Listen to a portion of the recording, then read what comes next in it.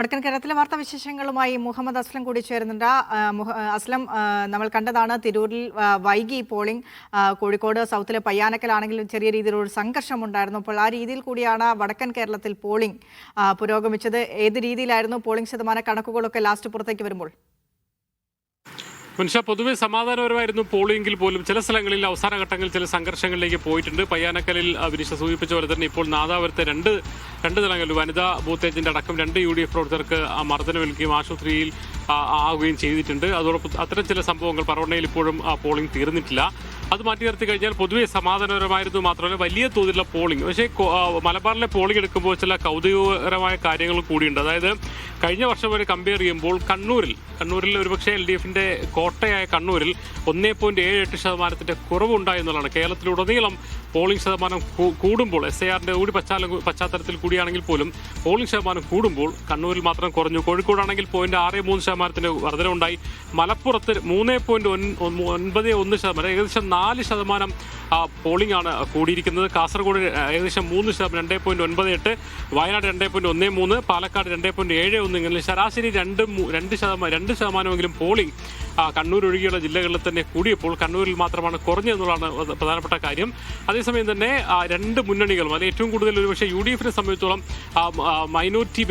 ന്യൂനപക്ഷ മേഖലകൾ, അത് മുസ്ലിം ക്രിസ്ത്യൻ മേഖലകളിലുണ്ടായ വലിയ തോതിൽ പോളിംഗ് മലബാറിലെ കോഴിക്കോട് മലപ്പുറത്തും അതോടൊപ്പം തന്നെ കാസർഗോഡ് കണ്ണൂരൊക്കെ തന്നെ മുസ്ലിം മേഖലകളിൽ ന്യൂനപക്ഷ മേഖലയിലുണ്ടായ വലിയ തോതിലെ പോളിംഗ് വലിയ ആത്മവിശ്വാസം വർദ്ധിപ്പിക്കുന്നതായി പറയുന്നു. 2 കാര്യങ്ങളൊന്ന് SIR കൂടി വന്നതോടുകൂടി തന്നെ വോട്ടിംഗ് എന്ന് പറയുന്നത് പൗരത്വവുമായി ബന്ധപ്പെട്ടൊരു കാര്യമായി കണക്കാക്കിക്കൊണ്ട് കാര്യമായി അവർ എല്ലാവരും വോട്ട് ചെയ്യാൻ വരുന്നു. 2, അത് സർക്കാർ LDFനെതിരായ ഒരു വികാരം പൊതുവെ മൈനോറിറ്റിക്കകത്തുണ്ടായിരുന്നു. അത് തങ്ങൾക്ക് ഗുണകരമായി എന്നാണ് UDFന്റെ കണക്കൂട്ടൽ. അതുകൊണ്ട് തന്നെ കോഴിക്കോട്, പാലക്കാട്, കാസർഗോഡ്, കണ്ണൂർ മേഖലകളിൽ മലപ്പുറത്ത് എന്തായാലും നേരത്തെ തന്നെ മുൻതൂക്കമുണ്ട്. അത് വലിയ തോതിൽ എല്ലാ സീറ്റുകളും ലഭിക്കുന്ന രീതിയിലേക്ക് മുന്നോട്ട് പോകും. കോഴിക്കോടാണെങ്കിൽ 8 മുതൽ 10 വരെ സീറ്റ് ലഭിക്കാനുള്ള സാധ്യതയുണ്ട്. പാലക്കാടും 5 സീറ്റെങ്കിലും കുറയാതെ കിട്ടുമെന്ന് പ്രതീക്ഷിക്കുന്നു. കണ്ണൂരിലാണ് ഒരുപക്ഷെ UDFന് വലിയ പ്രതീക്ഷകളില്ല, 2 സീറ്റ് മാത്രമേ അധികമായി കിട്ടാൻ സാധ്യതയുള്ളൂ എന്നാണ് കരുതുന്നത്. ബാക്കി എല്ലാ ജില്ലകളിലും വലിയ മേൽക്കൈ ഉണ്ടാക്കാൻ കഴിയുമെന്നാണ് UDFന്റെ വിലയിരുത്തൽ. LDFനെ സംബന്ധിച്ചോളം കുറച്ച് ക്ഷീണം, അതായത് കോഴിക്കോട് ജില്ലയിലും പാലക്കാട് ജില്ലയിലും ഏതാനും സീറ്റുകൾ കുറയുന്നത് മാറ്റി നിർത്തി കഴിഞ്ഞാൽ ബാക്കിയെല്ലാം കോട്ടകൾ പിടിച്ചെടുക്കാനാവും. ഒരുപക്ഷെ ഭൂരിപക്ഷം കുറഞ്ഞാൽ പോലും പിടിച്ചു നിർത്താൻ കഴിയുമെന്നാണ് LDFന്റെ പ്രതീക്ഷ. BJP സംബന്ധിച്ചോളം 2 മണ്ഡലങ്ങളാണ് വലിയ പ്രതീക്ഷ അർപ്പിച്ചത്, പാലക്കാടും അതോടൊപ്പം തന്നെ മഞ്ചേശ്വരവും.